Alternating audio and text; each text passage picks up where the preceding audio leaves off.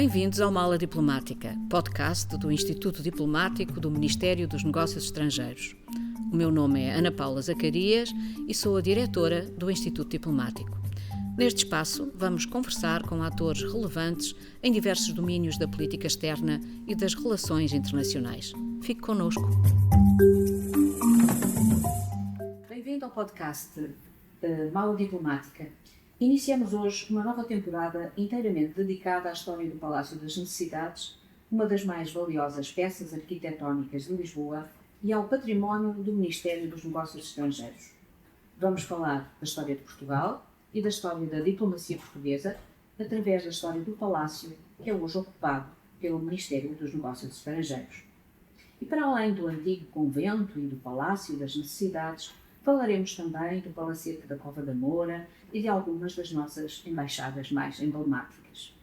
Com a história destes lugares, ouviremos também a história da gente que os ergueu e que neles viveu e trabalhou. Reis, rainhas, nobres, ministros, frades, professores, parlamentares, embaixadores, burgueses e plebeus que cruzaram os seus destinos nas salas onde hoje trabalhamos. E para nos guiar neste processo histórico, temos o privilégio de ter connosco nesta temporada especial o Sr. Embaixador Manuel Corte Real, diretor do Grupo de Trabalho de Missão para o Património do Ministério dos Negócios Estrangeiros, com o objetivo de estudar e divulgar o património cultural do Palácio das Necessidades e do Ministério. Manuel Henrique de Melo e Castro de Mendonça Corte Real é licenciado em História e diplomata desde 1970, com uma larga carreira que o levou de Bona a Brasília, de Londres ao Consulado-Geral em Sevilha, e foi também embaixador de Portugal em Derna e primeiro embaixador de Portugal em Kiev, na Ucrânia. Foi chefe do Protocolo de Estado, chefe do Protocolo da Expo 98 e também diretor do nosso Instituto Diplomático e autor de diversos livros sobre a história do Palácio das Necessidades e sobre as nossas embaixadas no exterior. Muito obrigada, Sr. Embaixador Corte Real, por nos dar o privilégio e o prazer de participar nesta série especial do podcast da Mala Diplomática. Seja muito bem-vindo. O nosso primeiro episódio desta série será dedicado aos primeiros séculos da história da Ermida e do Convento e também do Palácio das Necessidades. Vamos remontar a 1600, quando um casal de tecelões que vivia aqui próximo, na Pampulha, devotos de Nossa Senhora da Saúde, no tempo em que graçavam grandes festas em Lisboa, obtiveram a doação de um terreno no Alto de Alcântara para construir uma ermida com as esmolas dos fiéis, em honra de Nossa Senhora da Saúde. Mais tarde, esta devoção começa a chamar-se de Nossa Senhora das Necessidades. Sr. Embaixador, e esta é a minha primeira pergunta, como é que ocorre esta mudança de nome? Por que é que a ermida de Nossa Senhora da Saúde passa a ser conhecida por Ermida de Nossa Senhora das Necessidades e que particularidades tinha esta especial devoção que acabou por trazer e por chamar a atenção do próprio rei Dom João IV e depois dos seus filhos Afonso VI e Dom Pedro II. Dom João IV viveu aqui por perto, no Palácio de Alcântara, não é verdade? Conte-nos como começou tudo isto.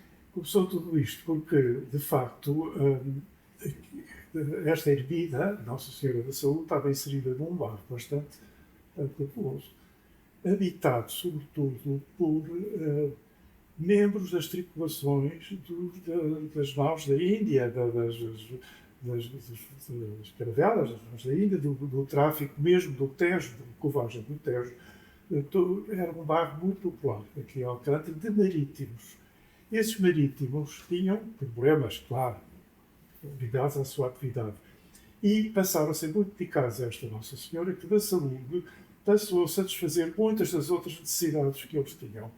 Porque era uma profissão de risco, só podemos dizer, porque os barcos naufragavam, perigavam, perdiam capital, etc. E constituíram-se numa irmandade chamada os Marítimos de Alcântara, sob a invocação de Nossa Senhora, que passou a ser realmente das necessidades, para os ajudar.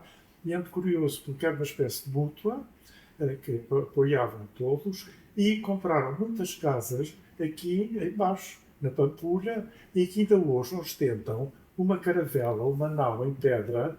Tudo isso era o património dessa irmandade dos Marítimos de Alcântara com a evocação de Nossa Senhora da Cidade. Isso veio atrair muito outro público, atriz por fama miraculosa da imagem, e alargou-se o âmbito de graças que a Virgem concedia para além da saúde. E Dom João IV, de facto, vivia aqui em Alcântara. Dom João IV nunca se habituou a viver no Paço da Ribeira, como se pode imaginar, criado no Alentejo, naquela vastidão de Vila Viçosa, habituado a caçar todos os dias, a exercitar cavalos para o exercício da guerra, no fundo, porque o exercício dos cavalos era fazer parte de uma arma poderosa de agressão, que era a cavalaria. E vê-se confinado em Lisboa, entre o Tejo e o casario medieval de Lisboa, que às vezes não o satisfazia de maneira nenhuma. Este Paço de Alcântara existia desde a estadia de Filipe I de Portugal, II de Espanha. Viveu um ano em Lisboa, também não se habituou a viver no Paço da Ribeira. E então mandou construir esta casa, que passou a chamar-se Palácio, uma casa grande, em Alcântara, onde é o Largo do Calvário hoje em dia, porque tinha toda a Serra de Monsanto para trás, tinha muito espaço para exercício, que Dom João IV depois praticou, e os filhos. Dom Afonso VI menos, Dom Pedro II muitíssimo. E, claro, ouviram falar da devoção e do público que era atraído pela imagem, e vieram ver, e passaram a ser também fiéis devotos. E Dom João IV instituiu o sábado como uso exclusivo para a família real vir rezar diante da capela. Isso atraiu depois proteção financeira e das próprias rainhas, nomeadamente a mulher de Dom Afonso VI, depois de Dom Pedro II, a Dona Francisca de Savoia, que deu vestidos e joias à imagem, porque a imagem de vestir só tem cara e mãos, é uma virgem de roca, uma imagem de roca. E aumentou a capela e a tribuna, etc., que durou muito. E Dom João V herdou essa devoção do pai. Porque o Dom Pedro II, quando estava a sentir-se muito doente no Paço de Alcântara e próximo da morte, mandou vir a imagem para o quarto dele e morreu com a imagem do quarto dele no Paço de Alcântara. Dom João V tem aqui um papel particular, porque Dom João V, também especial devoto de Nossa Senhora das Necessidades, sentindo, inclusive, grandes melhoras na sua saúde quando fazia a sua devoção à Nossa Senhora das Necessidades, tem uma particular atenção a esta ermida e deseja melhorá-la, construir uma igreja maior e, mais tarde, também um convento associado à devoção à Nossa Senhora das Necessidades. Como é que se desenrola essa fase? Exatamente. A última doença dele e a necessidade que ele sentiu, o desejo que sentiu de ter a imagem do quarto dele do Paço da Ribeira, durou 8 anos. Ele ficou parcialmente paralisado, uma hemorragia que melhorou imenso. E então, perante os protestos dos fiéis, que durante 8 anos estiveram privados da imagem aqui, decidiu realmente fazer o retorno da imagem de procissão aqui à capela, mas disse, mas eu sou tão grato a esta Virgem das Necessidades, eu sou sempre grato a quem me faz bem, vou aumentar a capela. Mas é curioso que ele não quis fazer da capela uma enorme igreja, ele quis manter o espírito de ermida, um bocadinho melhorado, um bocadinho aumentado, mas manter um aspecto de voto de ermida, o que é muito curioso, porque ele tinha projetos de grandeza, ele tinha um projeto de grandeza de Mafra, a patriarcal que não se chegou a construir no Alto de Buenos Aires, etc, etc. Mas aqui ele quis conservar até certo ponto um aspecto de pequena ermida, porque era mais correspondente à população aqui da zona de Alcântara, que eram fiéis devotos da imagem. É uma característica especial. E então decidiu aumentar a melhorar e construir um pequeno palácio onde pudesse vir, quando estivesse doente, ficava a pé da imagem. Mas, ao mesmo tempo, Dom João V, ao querer construir um convento e depois cedê-lo à ordem dos oratorianos, tinha um plano para este convento e para esta ermida à qual associou o convento e depois as casas palaçadas, um verdadeiro palácio. Já, não é? Que plano era esse? Ele tinha vários planos, não é? Mas o plano principal, que ele no fundo não conseguiu realizar completamente, era de fazer de Lisboa uma cidade europeia. E essa cidade europeia tinha que ter um polo cultural importante. Eu penso vou fazê-lo em Mafra. E para esse efeito, pensou na biblioteca de Mafra, que é uma biblioteca excepcional, para a qual ele comprava volumes e obras em toda a Europa. Mas ele deslocava-se muito a Mafra e viu inevitavelmente que era muito deslocado na capital. Não dava à capital aquele contributo cultural que ele tinha pensado no início. que iria depois compensar num futuro palácio que construísse, etc. Mas então pensou que poderia constituir nas necessidades um núcleo religioso e simultaneamente cultural. E isso fez-me pensar no conjunto de fazer, primeiro, capela e palácio, pequeno palácio para poder residir, mas também um convento de uma ordem que prestasse o culto, que assegurasse o culto da imagem, mas isso não pareceu suficiente. E então pensou que poderia entregar o convento a uma ordem de ensino. E os jesuítas já tinham o seu instituto, o seu colégio, no que é hoje o Hospital São José, o Colégio Santo Antão, que tinha uma forma de ensino muito especial, e ele foi procurar a Ordem dos Oratorianos, que era uma ordem prestigiosa de ensino também, em moldes diversos dos jesuítas. E, portanto, fazia um núcleo cultural aqui. Curiosamente, dotando com uma grande biblioteca, para a qual deu bastante ano, e essa biblioteca tinha uma fachada virada para a cidade.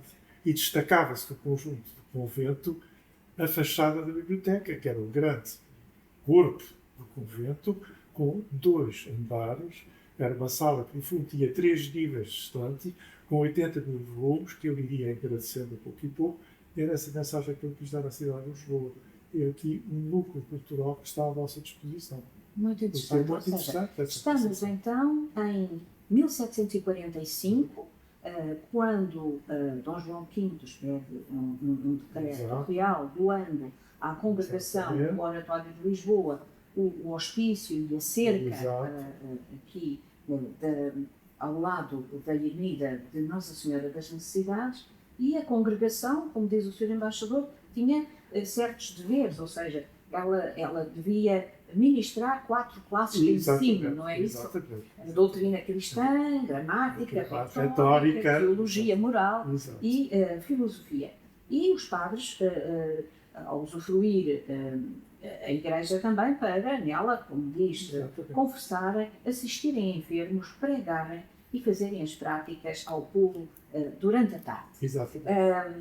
Temos então, assim, um convento que tem uma grande cerca, que providencia alimentos para o próprio convento, e temos os frades oratorianos a iniciarem aqui um hospício de ensino. Exato, queria chamar a atenção que quando se diz filosofia, é preciso pensar que filosofia era, na altura, a base das ciências, porque o Padre Teodoro de Almeida, que foi um grande vulto de ensino aqui nas cidades, escreveu uma obra em 13 volumes chamada Da Recriação Filosófica. Mas o que é? É o ensino da matemática, da física e da química. Todas essas ciências eram consideradas filosofia. Portanto, quando há uma descrição, tinham que ensinar filosofia. Mas isso, filosofia não era como entendemos hoje, o pensamento filosófico, digamos, de especulação intelectual. Era matéria concreta, que os jesuítas não ministravam. É muito curioso. Constavam as aulas das seguintes disciplinas: ler, escrever, doutrina cristã, gramática latina, retórica, filosofia, teologia e moral. E lá está a tal filosofia. E lá está a tal filosofia. O que é interessante é que o convento acaba por ser construído em pouco tempo, em pouco tempo. Passamos do ano de 1745 a 1750 já está pronta a parte principal do convento, com umas características arquitetónicas muito especiais devido à inclinação do terreno. Exatamente. Quer dizer, foi um desafio enorme para o Custódio Vieira. Tem uma particularidade, não encontrei nunca nenhum documento, nem as pessoas que estudaram este conjunto, um documento sem que se nomeie um arquiteto propriamente do convento. Simplesmente foi um encargo pessoal de Dom João V, portanto, saía das suas finanças pessoais e que, obviamente, recorreu ao arquiteto da Casa Real. O arquiteto da Casa Real era o Custódio Vieira. Depois, há, posteriormente, uma carta do filho do Eugênio dos Santos, que lhe sucedeu, a dizer que o Custódio sucedeu ao Custódio Vieira, que foi o arquiteto do Palácio das Necessidades. É a única referência que temos, uma carta particular. Mas eu acho que foi mesmo, porque o Custódio Vieira ficou célebre pela construção do Reduto das Águas Livres. Ele imaginou aquele arco enorme, do central, altíssimo e larguíssimo, resistiu ao terremoto. Assim como este edifício em E este edifício também resiste ao 1755. terremoto. Também resiste ao Portanto, acho que há uma analogia forte. terremoto. E ele foi realmente um arquiteto de gênio que, perante este terreno, com uma cota dificílima de inclinação, concebe a adaptação do edifício a esta geografia ingrata. Exatamente, um convento que acaba por ter 5 pisos. Não é? Exatamente, 5 pisos. Basicamente E 5 depois pisos. a entrada do Uma grande escadaria. grande escadaria. A entrada do convento tinha que ser mais ou menos na altura da entrada da igreja e do palácio. Não é bem, é um bocadinho mais elevada. Mas quando se entra na entrada do convento, na sala de entrada, dá para onde? Por uma escada que nunca mais termina, até lá acima. Não é? De maneira que ele teve que ir distribuindo o convento ao longo da cota inclinada da colina. Portanto, ao longo desses 5 pisos, como é que era mais ou menos a distribuição? Ou seja, havia uma sala de entrada, imagina. Na sala de entrada. Depois, o primeiro piso era para os servidores do ordem. E é muito curioso, porque a decoração do azulejo tem apenas um motivo, que é a estrela de 8 pontas, que era o emblema da ordem dos Salvatorianos.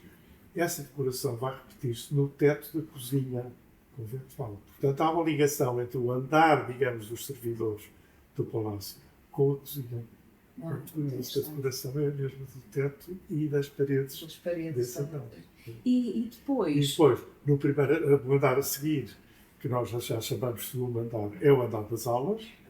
Sim. O andar das aulas, estão distribuídas. Hoje em dia são os gabinetes de Estado-Geral, diretores gerais, etc. Não é? Inspetor diplomático consular. O andar de cima, o andar que é hoje ocupado pelo Ministro e Secretário de Estado, eram os quartos dos padres oratorianos. E digo quartos e não celas, porque eles não tinham voto de pobreza, eles tinham poucos votos, eles não tinham praticamente votos. E podiam trazer os seus bens. Portanto, todos tinham os seus livros, quer dizer, com uma certa parcimónia, evidentemente, mas tinham os seus livros, tinham os seus bens de erudição e de estudo. Não é? E depois, a seguir, o outro andar, que hoje em dia é o andar da administração, era o andar dos noviços e de hóspedes e de alguns servidores também de maior categoria. Muito bem. Portanto, temos um convento onde a principal atividade para o exterior tem a ver com o ensino. Exato. Tem a ver com jovens que vêm das grandes famílias nobres da cidade e que aqui aprendem e que, ao mesmo tempo, têm a possibilidade de se encontrar também, esses jovens, encontrar-se aqui, neste local, para discutir, para conversar, e isso acontece durante todo o reinado de Dom João V e também durante o reinado de Dom José. Alguns desses jovens que estudam aqui são muito importantes, incluindo o filho do próprio Marquês de Pombal, que aqui estuda. E há uma característica muito interessante, que é a proteção da família real. Não é proteção, talvez seja exagerado, mas o apoio imenso. Porque os reis, o rei Dom José, vinham muitas vezes assistir aos exames. Exames esses que se desenrolavam nas salas que hoje se usam para os concursos de admissão à carreira diplomática. São exatamente as mesmas salas onde se desenrolavam os exames, que hoje em dia também são de exames, no fundo. E vinham assistir às provas.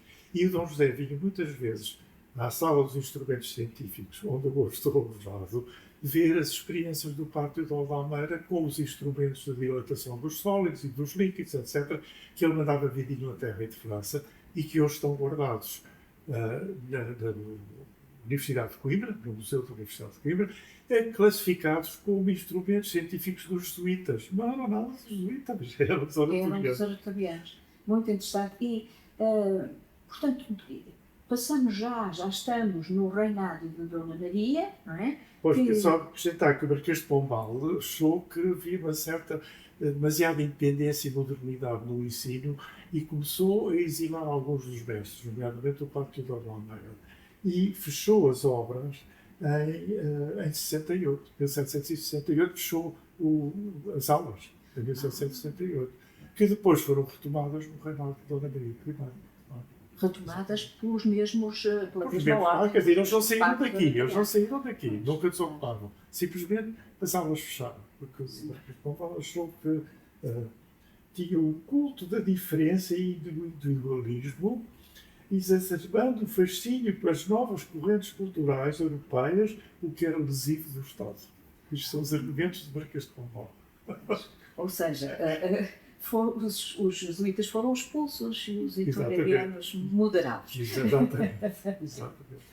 Porque é curioso que eles são, de facto, modernos demais estes princípios em que ele colocou o ensino dos oratorianos da cidade. Esse um certo espírito já mais científico. Mais aberto a novas ideias. Nós achamos fantástico. Naquela altura já existia esse espírito. A biblioteca teve aí um papel fundamental. A biblioteca teve um papel fundamental, estava aberto ao público. E era bem visível a fachada virada para a cidade. Não temos informação sobre a afluência da população ao público. Será que vinha muita gente consultar os livros? Não sabe. Não tem elementos, não ficaram elementos. Ficaram elementos de compras de livros, mas de consulta dos livros da biblioteca não tem referência. Dona Maria I, ela própria também, tinha muito empenho e achava muito importante a manutenção dessa riquíssima biblioteca dos oratorianos. Biblioteca e também espaço que foi o lugar onde se instalaram várias personalidades estrangeiras que nessa altura visitaram Portugal. Exatamente. Ou seja, o Palácio Anexo, não é? O Palácio Anexo, que na altura ainda tinha a sua estrutura inicial também, com decoração dos leis. Esse palácio inicial tem a mesma estrutura do de hoje, mas com uma decoração adaptada ao gosto da época. Alojou todos esses visitantes estrangeiros, não é? Porque Dom José não viveu aqui. Resistiu ao terremoto e seria lógico pensar que o rei teria vindo viver para aqui. Mas Dom José jurou que nunca dormiria debaixo de um teto de pedra, nunca mais na vida dele. E mandou fazer barraca de madeira na ajuda, ao Palácio da Ajuda de Lourdes, e viveu sempre num edifício de madeira, que depois, mais tarde, no reinado de Dona Maria I, acabou por arder completamente com todo o recheio. Uma tragédia enorme. Bom, mas, portanto, nunca quis vir. Quem é que vieram dois irmãos de João V, tios de Dom José, que vieram para aqui, e, de fundo, albergou alguns órgãos estrangeiros de qualidade, como o futuro da João IV, uma passagem para Gibraltar, e o irmão dele, o Duque de Sussex, que veio aqui, mas já no princípio do século XIX, nos primeiros anos do século XIX, e que viveu aqui 3 anos. E foi muito interessante, foi uma pessoa que era um militar e que veio ter muito contato com os regimentos militares de Capitólio, que diz que ele é que introduziu a maçonaria em Portugal através desses regimentos, etc, etc. É muito curioso. E há um famoso quadro do Duque de Sussex que está em Buckingham Palace, não é? Está pintado aqui, diante da capela pelo Pellegrini, que foi um pintor italiano que veio justamente nesse período para Portugal, e que o retrato ficou, o Duque de Sussex não o levou, e que depois acabou por ser oferecido pelo presidente Tamar Benz à Rainha da Inglaterra, quando fez a visita nos anos 80 a Londres, e a Rainha pôs na entrada de Buckingham. No hall de entrada, quem entra tem logo em frente o retrato do Sussex, com os arcos do pórtico das necessidades por trás, e ao fundo a Torre do Blanc, que é curiosíssimo. Entretanto, os tempos começam a complicar-se. Temos as invasões francesas, a família real que decide viajar para o Brasil e que se faz acompanhar da corte e de tudo aquilo que podia levar consigo para o Brasil. O palácio fica assim desocupado durante esse tempo e hoje o que nós podemos... Mas ficou, de alguma maneira, essa marca do convento que continuou a existir aqui durante esses anos, não é?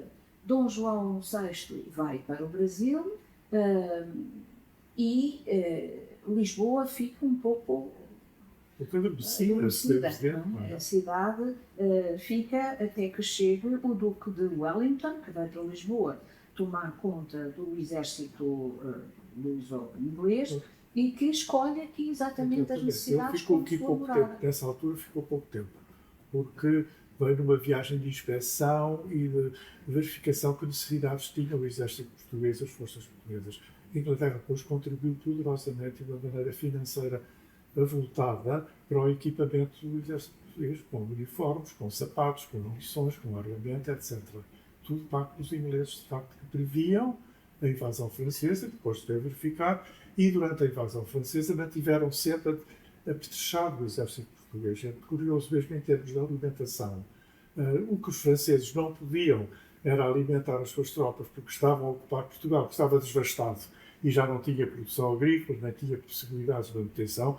Os ingleses tinham toda a manutenção em barcos ao longo da costa de Portugal. Durante todas as invasões mantiveram esse serviço de fornecimento das tropas inglesas e portuguesas em barcos ao longo da costa, portanto, inatingíveis pelos franceses.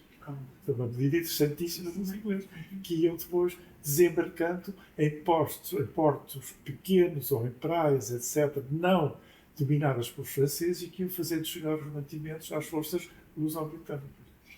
É muito interessante que Dom João VI regressa a Portugal, já estamos em 1821,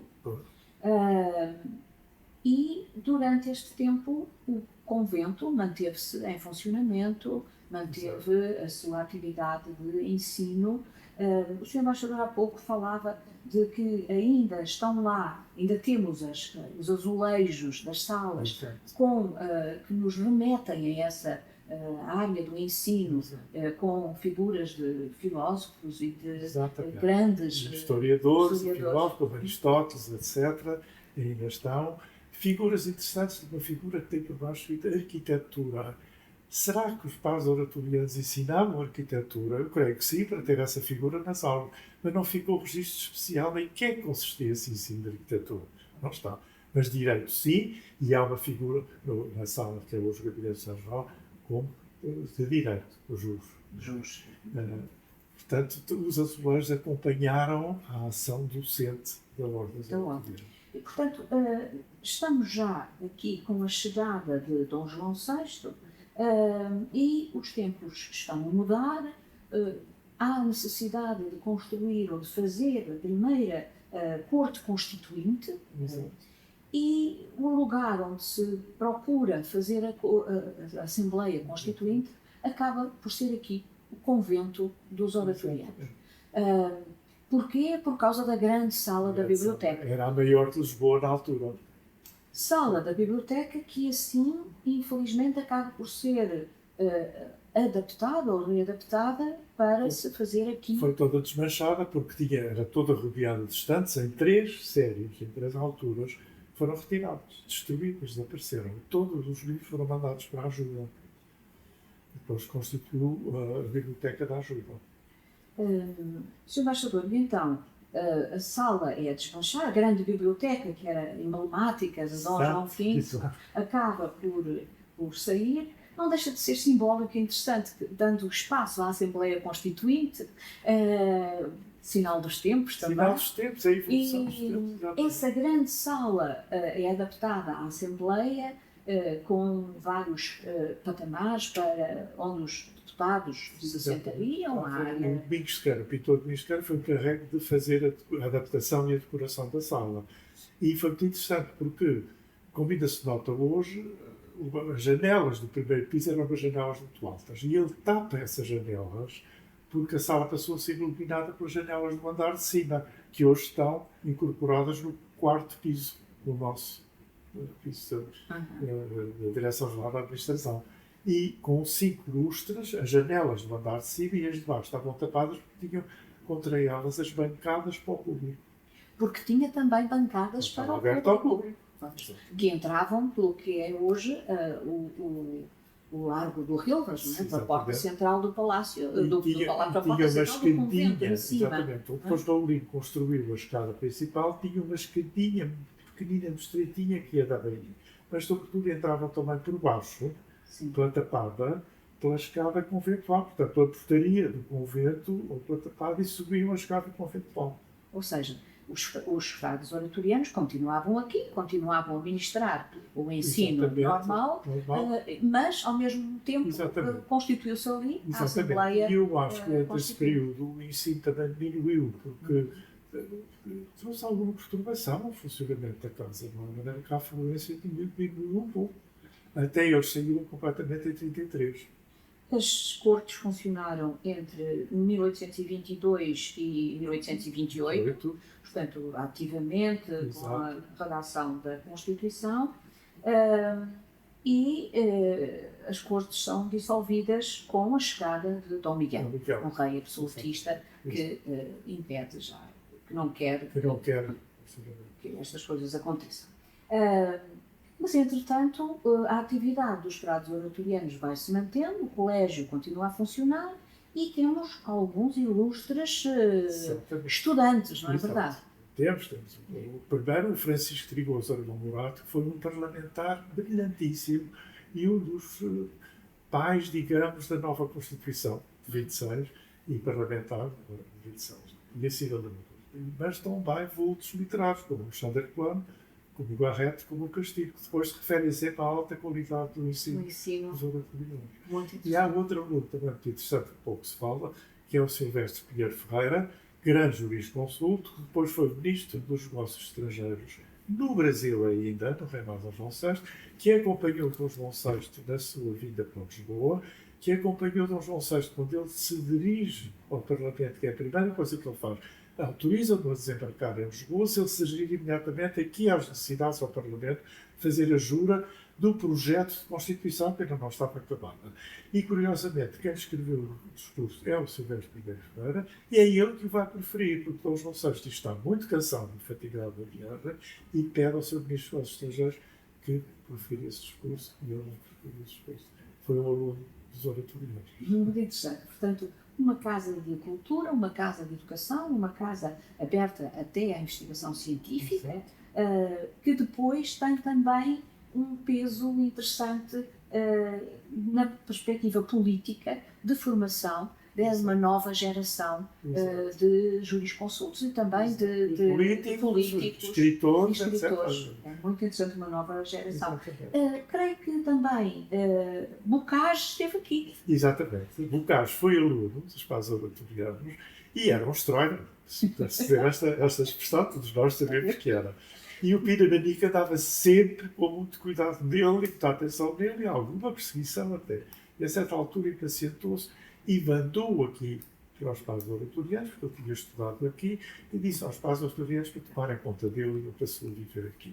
Passou a viver aqui algum tempo considerável, mas a certa altura, com justamente essas perturbações todas, claro que se escapou e pronto, foi viver para a sua própria casa, de Opera Calçado do Coco, onde morreu. Mas teve um período aqui, digamos, de vigilância dos pais oratorianos, que conheciam bem a inteligência e a cultura dele, e até certo ponto apreciavam. Não a vida, digamos, um pouco fora do que era normal, mas é um vulto curioso a cultura portuguesa. Muito interessante, então, este percurso que nos traz o convento dos oratorianos, com toda esta ação cultural e educativa, que culmina com esta utilização de parte do edifício também para a organização das primeiras cortes constituintes portuguesas. Portanto, o edifício sempre com um peso cultural bastante grande e também político. Como dizíamos, Dom Miguel fecha as cortes e proíbe as cortes, ou termina com elas, e durante esse período o convento continua a funcionar, a sala das cortes ficou desativada, até que depois da Guerra Civil, Dom Pedro IV vem para Portugal, Dom Pedro I do Brasil, Dom Pedro IV de Portugal, e consegue finalmente pôr fim a esta luta fratricida e Dom Pedro IV também se dirige aqui ao palácio e diz, não, este é o palácio onde eu gostaria de ficar e, sobretudo, queria preparar o palácio para a sua filha, a futura rainha, Dona Maria II. Dom Pedro IV fica aqui algum tempo no palácio? Ficou pouco tempo. Dom Pedro IV também teve um período curto no Palácio da Ajuda, primeiro. Mas a Ajuda estava ainda em obras, não estava acabado. Tinha as salas eram de grandes dimensões, de tetos muito altos, etc. E era um pouco inconfortável. Além disso, a ajuda tinha sido tinham-se realizado na ajuda as chamadas cortes no antigo estilo dos três estados. Dom Miguel tinha realizado na ajuda. Estava muito conotado com Dom Miguel, a ajuda. Ainda hoje em dia, muitos dos tetos das salas da ajuda, onde se enrolam as cerimónias de Estado, são alegóricas a Dom Miguel. Dom Miguel está pintado no teto, muitas vezes. Portanto, era muito miguelista, digamos, a ajuda. E Dom Pedro IV não gostava da ajuda. Sim, Dom Miguel foi aclamado no Palácio da Ajuda. Ajuda. Exatamente. Ele reuniu as cortes e foi aclamado no Palácio da Ajuda. E Dom Pedro, portanto, existiu nas necessidades, começou por remodelar as necessidades, retirar ao Palácio a decoração que hoje subsiste no Ministério, não é? Lá em cima, nos andares, portanto, os telhados de azulejo e o chão de pedra ou de chuveira, e ele removeu toda essa decoração porque entendia que não era apropriada para o Palácio. A gramática decorativa era outra quando ele aqui chegou, claro, não era do século XVIII. E fez os primeiros trabalhos de madeira, etc, etc. Que depois Dona Maria II vai aumentar e melhorar, nesse mesma orientação artística, a adaptação ao Palácio.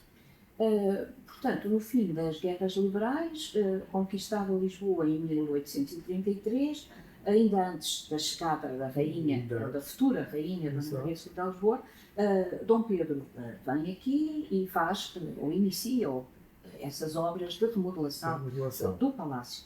Entretanto, 1834 marca o fim das ordens religiosas em Portugal. Pois, exatamente. O que é que aconteceu ao convento e o que é que aconteceu aos padres oratórios? Exatamente, já tinham saído em 33.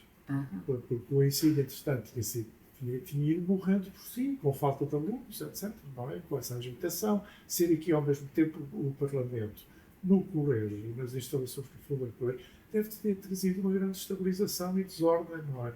E os padres oratorianos concentraram-se no convento que tinham, que depois foi os Armazéns Associado. Era o convento do Espírito Santo, que era outro convento que temos. E passaram a concentrar-se neste convento e foram abandonando aqui este convento que estava entregue a uma atividade política que, no fundo, era muito dominante, que era o Parlamento. Não é? E, portanto, depois acabaram por se ir embora definitivamente em 83. Quando retomou a atividade parlamentar e o Parlamento reabre, pensaram, será que voltamos às necessidades? Que estava montado com o Parlamento. Mas nessa altura, Dona Maria II já aqui vivia e disse, atenção, isto agora é o meu palácio. Estamos paredes meias com um Parlamento, o qual vai ter a afluência de centenas de deputados, trazem segurança à minha existência como monarca, com o funcionamento de uma corte aqui. E, portanto, procurou-se outra sala conventual, a biblioteca e sala dos beneditinos de São Bento, onde ainda está hoje em dia. E adaptou-se então ao Parlamento. Então, eu diria, Sr. Embaixador, que este nosso primeiro episódio, ficamos por aqui com o fim da presença dos frades oratorianos no convento de Nossa Senhora das Necessidades e com a chegada de uma nova era, chamemos-lhe assim, do liberalismo de Dom Pedro IV, de sua filha Dona Maria II, que trazem um novo ar e umas novas modas também. Uma nova forma de governar o país, completamente diferente. O constitucionalismo teve os seus inícios aqui no Palácio das Necessidades, porque a Carta Constitucional de Dom Pedro, que enviou do Brasil, foi julgada por Dona Isabel Maria ainda como regente, e que depois suplantou a Constituição de 22, voltava a dar uma grande intervenção ao monarca. E Dona Maria II gostava de exercer essa autoridade, essa iniciativa política e fazia-o constantemente. Mas foram os primeiros passos do constitucionalismo que foram dados nesta sala. Muito bem. Muito obrigada por toda esta fantástica informação sobre a informação em relação ao convento de Nossa Senhora das Necessidades, dos frades oratorianos, que terminam a sua atividade então em 1833. No próximo episódio iremos falar então da história do Palácio. Da história do Palácio durante o século XIX e durante o século XX, a sua evolução e como é que depois a parte do convento acaba por se agregar ao Palácio e transformar-se numa espécie de extensão do próprio Palácio. Muitíssimo obrigada e até ao próximo episódio. Eu é que agradeço imenso ter-me dado esta oportunidade. Obrigado.